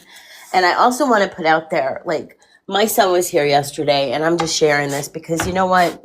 You guys saw the relationship, and my son said, "Have you been seeing some of the posts that he's been making?" And I'm like, "No." I said, "I have my account on private," and but he showed me some very disturbing posts, and I just want to say, don't, I am forgiving him. Like, I woke up with a completely different mindset. I actually astral traveled, and it was awesome. I was with Chris and I was with Trey. And and I was in the most beautiful places with them. And when I woke up, I had such a forgiving heart again, right? Because I have my moments of forgiveness, and then I have my moments of I'm pissed off, like, what a jerk. But, at the end of the day, it's not his fault. He is under the influence of something, and I believe he is possessed. I mean, he is. Well, I wrote a book about attachments and imprints, and other people's energy stick to us. It sticks to furniture and this and that. And when we get in an environment that's heavy with negative energy, it attaches to us. But it's called boundaries. We don't have to agree with the ugliness we see in the world. You know what I mean? And having a natural response like that says something about your heart. It's called compassion. You know what I mean? Yeah. And compassion doesn't mean you don't get angry. Sometimes it does mean you get angry. You need to. If you don't get angry, there's something wrong with you, right? Like, I'm sorry. We are meant to meet these human emotions because it is very difficult to master them, right? Like, and so we're meant to meet these human emotions, go through them, cry, scream, do whatever the hell makes you feel better. And then you release it, and then it's gone, and you transmute it. And then when they come back, and this is how I do it, I don't stare at them. I peek at them, and because they're still there. And I just peek at them so that they don't overwhelm me. They don't overcome me. And but everybody does it their own way. Like, there's no right or wrong way. Just do it whatever way makes you feel better. And that, I mean, for me, has helped me and served me on so many levels, because nobody has the answer, right? Nobody, not one of us has the exact concise answer that's going to work for somebody else. We only know what's going to work for us individually, the way it's meant to. And so, and I am a firm believer of that, because if somebody said that I had to change the way I was doing it, I tell them to go fuck off. But nobody has your experiences, I mean, life with everybody starts off when we're a baby, we're taught by our parents, and then, schools, and whether you're in church or not, we're taught certain ideologies and this and that. So we get a lot of information in the beginning of our life, and then you get experience. When you experience things, those are uniquely yours. And so those are our own truths. And so you get some knowledge about things, but it takes time to mature. But I think that's a big issue with the world today. We don't want to accept other people's truths or experiences, and that's where we end up with a lot of conflict. I'm just saying, if anybody's got it in the heart, just send that beautiful man extra prayers because he needs it. Because that ain't Bobby. It ain't Bobby. Just saying. That ain't Bobby. I mean, like, parts of him are there, but that ain't him. That ain't him. Just saying. Enough out of me. Love you guys. Oh, thanks for the gifts. Bobby, you talking about Bobby Rocks? You're Bobby? Yeah, he's not my Bobby anymore. I'm Christina. Aw, sorry to hear that. No, I'm not. It was necessary, and it was the best thing for both of us. And Okay. I needed to protect myself, and for him to look within himself today. Like, he has to look within himself. He has to heal. You know, I can't do it for him, man. You know, and it's just, it's so fucking sad. It's so fucking sad because he wants to believe that he's this guru extraordinaire and he can't fucking figure out what's going on with himself. So I think we're all just subject to letting ego get in the way. And I mean, when I was in my younger years, before being humbled out here in the forest, I've gone through, guru complexes. It's just ego. And what people need to realize, though, is if you want to take on that role, you're responsible for other people when they follow you. And what you were saying a minute ago about your truth, and experiencing things the way you do. I don't know. I had people see, because on my page, like I tell everybody, we all have our own experiences. We all have our own truths. We don't teach in my page. We just, and we don't debate. We have dialogue. And you'll have people that'll come in there with huge egos and they'll argue with you, and then they'll be insulting, and because they think that they have the answers, but you don't have the answers for others. You only have the answers for yourself. Let's just say. I kind of trying to remember how you worded it a minute ago, and it made a lot of sense now what you were saying. I mean, I don't want to follow anybody, and I don't want anybody to follow me. I want each person to find their own path, period. Because that's how it has to work for them. That is self-discovery. That is true love. That is true love in the fullest extent of the word. Like, this is, when people would ask me to teach them how to time travel. Honestly, I don't even know how I taught myself. And I've tried many different things, had many different experiences, done it through geometrics. There's so many different ways, but I can't show anybody. You can show them maybe your way or everybody has to try different things, different ways. I have something very, very important to share. I'm very vulnerable coming up here and sharing this, but I feel like it's the time because the conversation. So Corey and I have had a big falling out. I'm probably going to be going through another separation I'm going to go through a separation with Corey, and this is it with the addictions, all this crap. He's an alcoholic. And every once in a while, I'm okay if he's just going to have a cup of beer. I'm okay with that. I'm not okay with somebody getting belligerently drunk. Well, Corey's gotten drunk and gotten violent with me a few times. So I had to put my fucking foot down, and now he's in jail. So we're all going through transitions. And just like you were saying, Christina, we all handle it in different ways. This is actually very hurtful for me and very painful for me to go through. But at the same note, I don't think I've ever been more proud of myself and how I'm handling it. And just the confidence I have that I'm going to push through and life is okay. I'm not letting fear matrix me. I don't need anybody but me, myself, and I. I don't care how beautiful somebody is to me 95% of the time. You are violent 5%, you are the fuck out of my life. I am not doing cycles again. Nor am I going to let those cycles that I'm snipping keep me in that loop. I'm moving forward. Yes, I'm fucking hurt. I know hurt only has a tag of time on it. It heals. It definitely heals. You know, and I've been through so much worse in my life. And we just learn to navigate things through emotional intelligence over time. And I am super proud of myself because I'm handling it like a gazillion percent better than I could have ever imagined I would handle this. Good for you. We girls are gonna have fun this summer. Just saying. Oh my goodness. You're gonna be feral. Feral, there you go. I think right now, so many of us have done so much healing and so much growing. Mm. That Absolutely. I'm a very successful woman. I'm just me. Yes, you are. Yes, you are. And You know, right now, go ahead, honey. No, you go ahead. I've got myself to count on, and I've had myself to count on my whole life.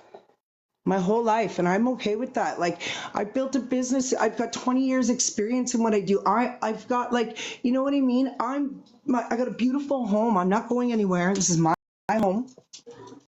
You know, and look at, like, I'm not looking at anything that happened. I'm looking at what I have right now, and it's beautiful.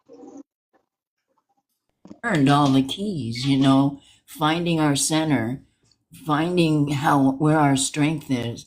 And as women, no, I love you, Shane.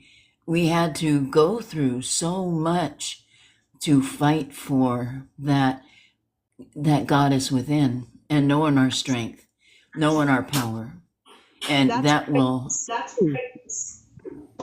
I'm seeing the power in me. I'm not seeing. There you go.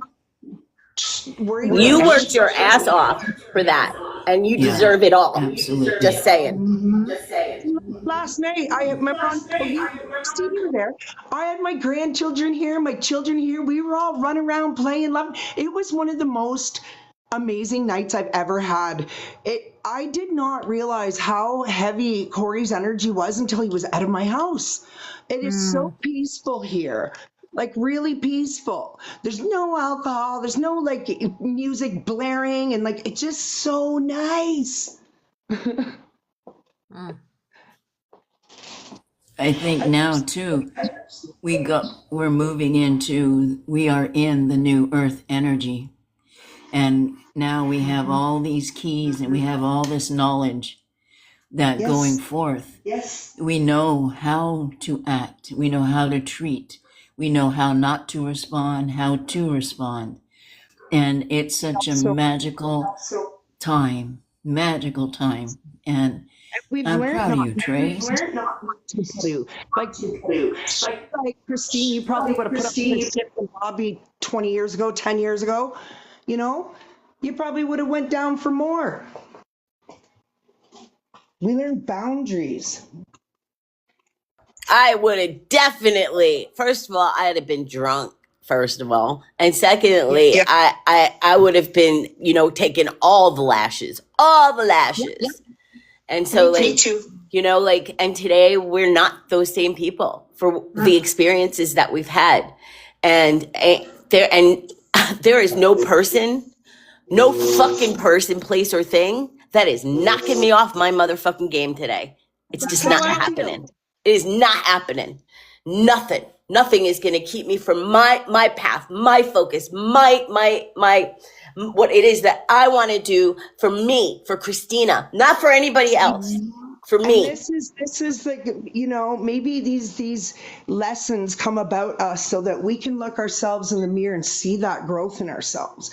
Like, I got in the shower yesterday or whatever day it was, and I literally kissed myself in the mirror. I bawled my eyes out and I kissed myself in the mirror and I went, you are fucking amazing. Like, I'm even shocked. Like, I'm pinching myself. Like, who are you? And how strong I'm being throughout this whole thing. You know, and just like my boundaries, my emotional intelligence, everything has took us over at this point for the highest good.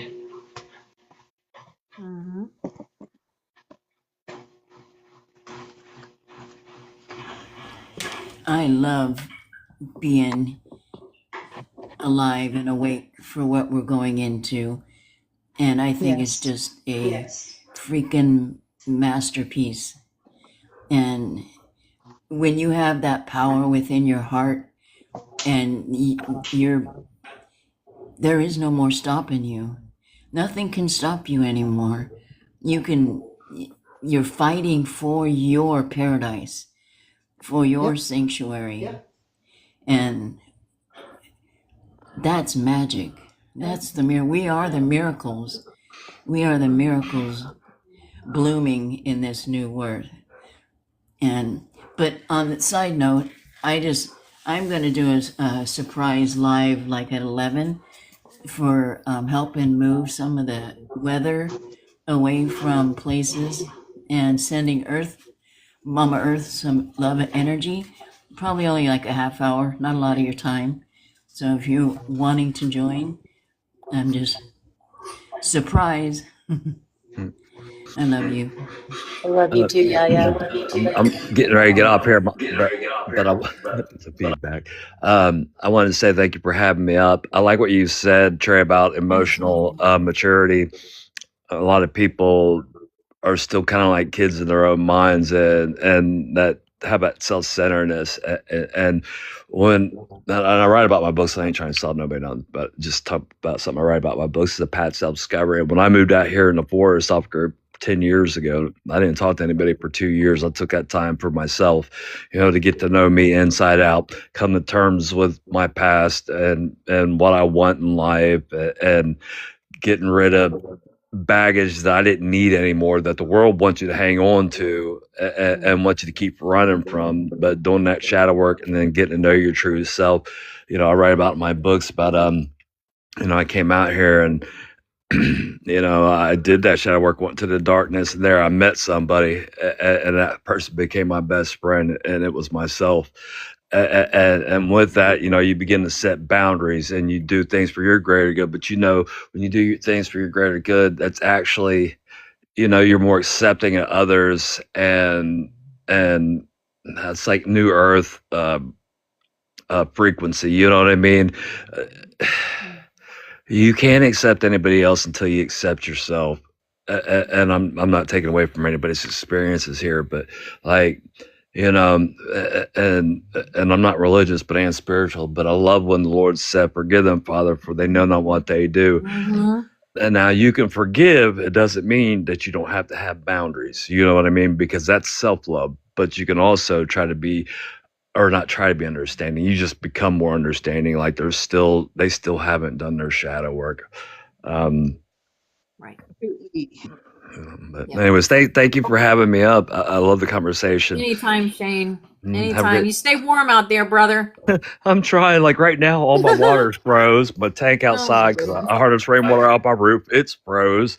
So I'm outside right now, actually gathering snow and putting it on top of the wood stove and melting it down so I can get some sort of get clean. I got to wash my hair, but and have the dogs some drinking water and stuff like that. But if you think about it, right now, like living off grid, it's a hard life, but it's like nature still is providing. It just takes a little work. Well, thank you guys. Yeah. I love you, Shane. My hat's Love you off too, to you. yeah.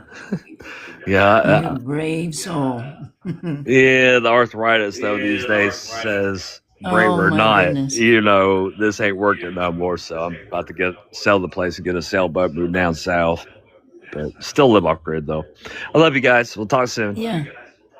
I love you too. That's brave.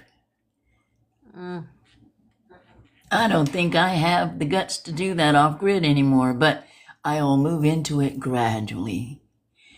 We're not running out of time. We are running into ourselves, and that's fantastic. Mm-hmm.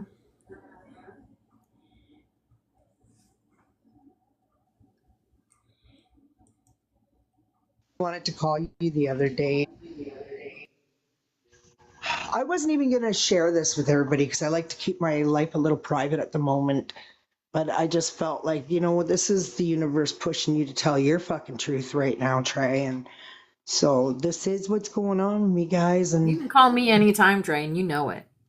I know you're one of the first people I wanted to call so bad, and I just thought, oh my God. But I got to be honest, like at first, so I never called the cops. My daughter did. I was gonna just maybe leave. I don't know what my plan was, but I think maybe in the first day or two of it, I was a little fear ridden and was maybe thinking, going, what if I go back? I can't tell anybody. And then I was just like, no, my mind took over and I'm like, fuck this shit. But I ended up having to write a statement anyways, because it's the second time he's done it to me. And like, Corey is a wonderful man. Like he just, he's not allowed to drink whiskey for one. And he came home wasted on whiskey and he just snapped. Like, and it doesn't matter to me if you're absolutely amazing to me, 99.9%, but if you're going to be 1%, I can't do that. My granddaughter was here. He did that in front of my granddaughter. He was punching me in the face. I have fractured rib and everything. Oh, my word. What the hell? What's wrong with people? So yeah, like so this is why I need to let everything process. I didn't want to be going outside myself. I really needed to sit still and by in myself for a few days, and process it. And that was the best thing I could have fucking done because I chose to, reinforce that he stays in jail and things like Sending you this. so much love and a big old hug out there, Trey. I hope you feel it.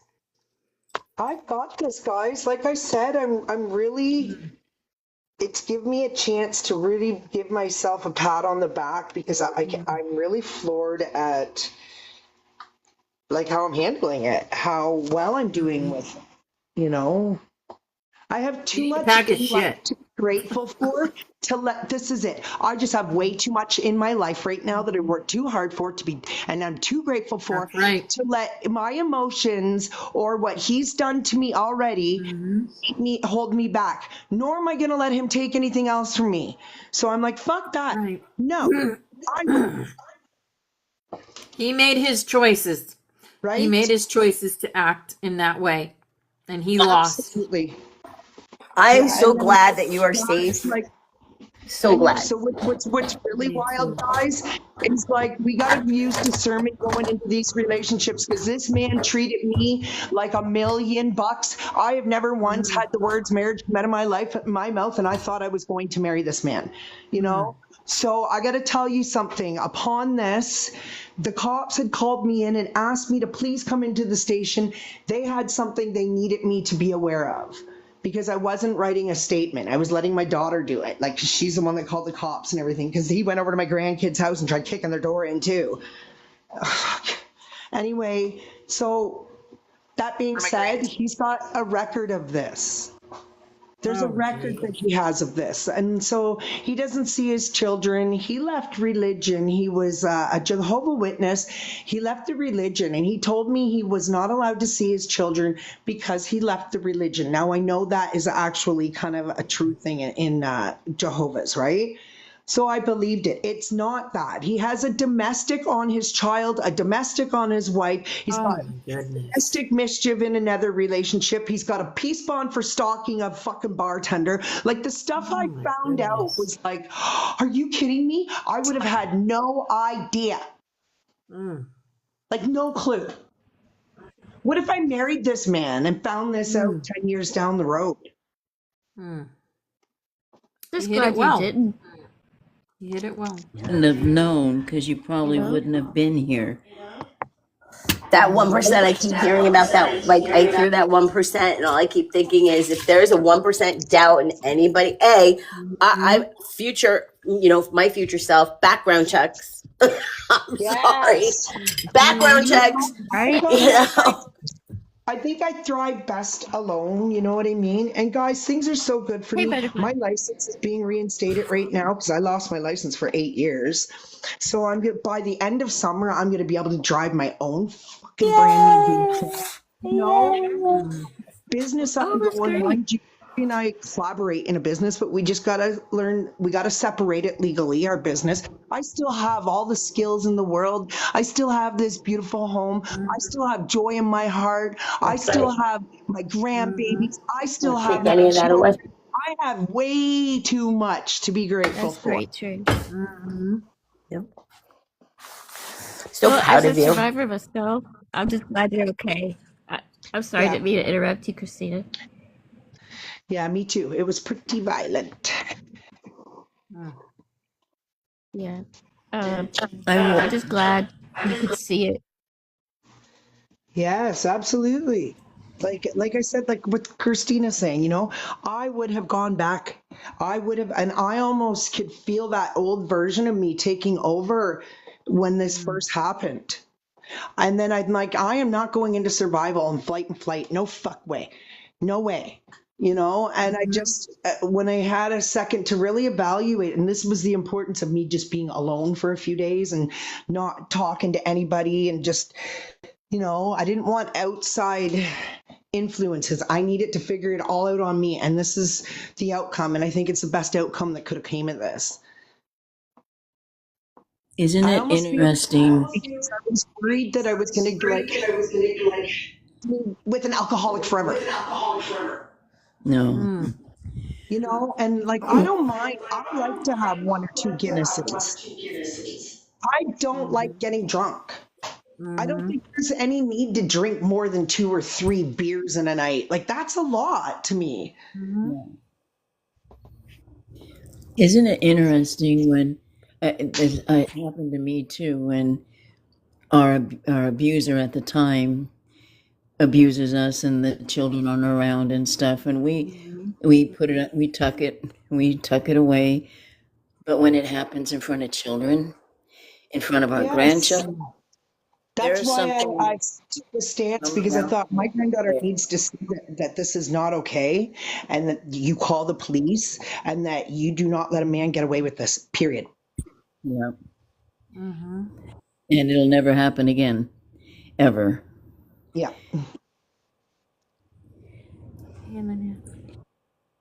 Yep, been You're there, beautiful. done that. Except mine didn't hide his, his he drank and he was abusive, but he was not physically, he was very mentally abusive with Yeah. his words. And then, he'd punch walls behind my head, miss my face, but punch the hole in the wall behind me. Things like that until the end. And then that's when he tried to kill me. Yeah, it doesn't get better. I've been there. No, I've it been through just keeps domestic getting worse and violence worse. past. Like I said, when he did that to me, I could feel like the old version, the survival version of me coming out. And I was like, I'm not having this. I'm not letting any man do this to me ever again, ever. Yep. That's what I told myself too. And in 30 years, Al has never, ever even thought of raising a hand to me or called me a name or anything. He's just unlucky. Yeah. It's because you Yeah. probably went through this in another lifetime. I mean, you did your first Oh, time yeah. around, but Mm-hmm. but yeah, nah, it's gonna be fun rolling solo with my girls this summer. I can see so much adventure, so much fun, so much freedom. Fuck it, we could burn the candle at both ends. Look out, boys, here we come. I think I thrive almost best alone. Like, even when I work, like, so at my jobs and stuff, I'll like, if I've got employees working with me, I'll send them somewhere. I like to work alone. When I'm working with somebody or with employees, whether I'm up, I find I get way more done alone.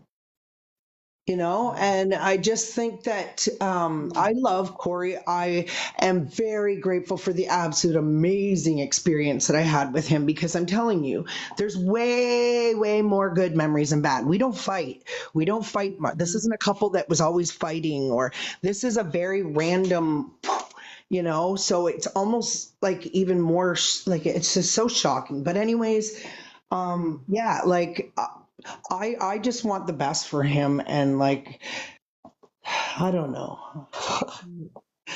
I want the best for him. I don't want to fight. I don't want to like be mad. I just want to move on and enjoy myself alone and let him go get what he needs to be alone, or if he needs whatever, right? Like, I think time alone is the best. The last thing in my fucking mind is going out and finding boys on a rodeo. It's far from your mind. Ugh. They're exhausting. They're distracting, you know? Especially if they're not aligning. Like when I went into deep meditation yesterday and I was like, show me what happened, because I felt, I wouldn't say my frequency, but yeah, maybe my frequency was dropping. Absolutely, it had to be my frequency, because he would like he's a control. He's a very control. Like he likes to control. And like I'm submissive. I'm okay. You could be the leader, you know. I'll follow as long as you're not being mean and you're being kind and loving. And so like that leading turned into controlling. So I think I was always in like the last maybe 5 months in my head going, is this really what I want? Because I wasn't feeling safe in certain areas, you know, and then that was a big distraction for me. Now I can get back on track and fucking not be distracted.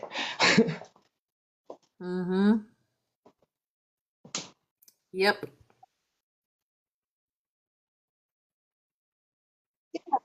It's just,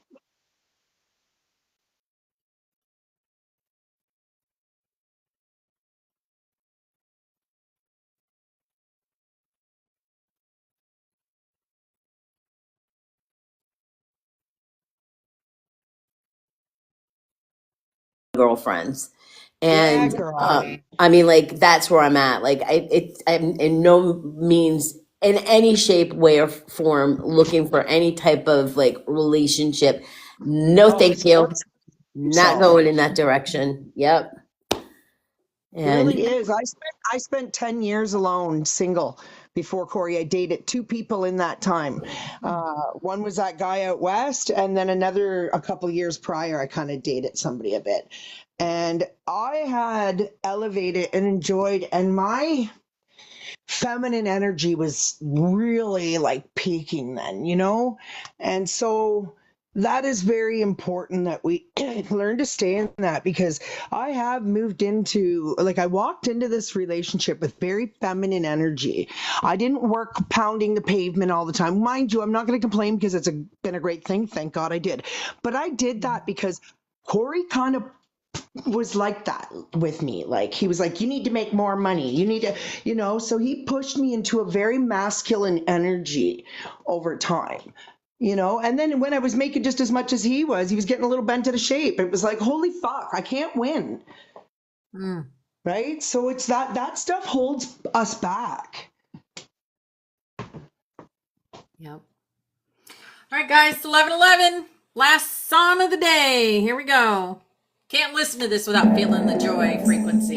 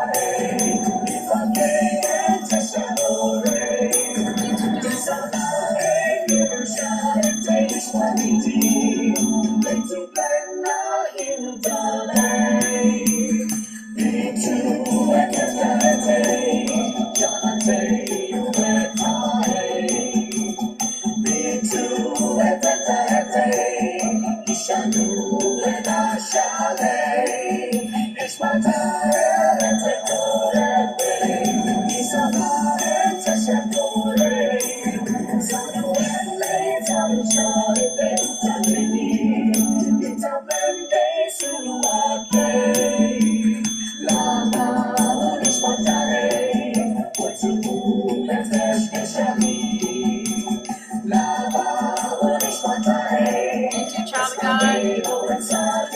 Love you, friend.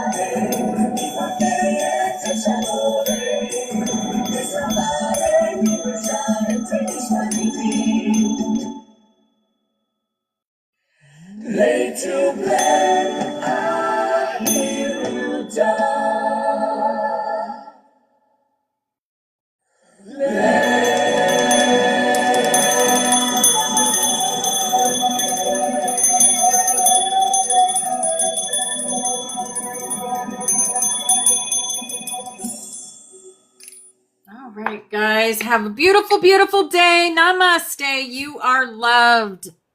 I love you all. Thanks, Tommy. Love you guys. Love you. Thank you for Love you having guys. me.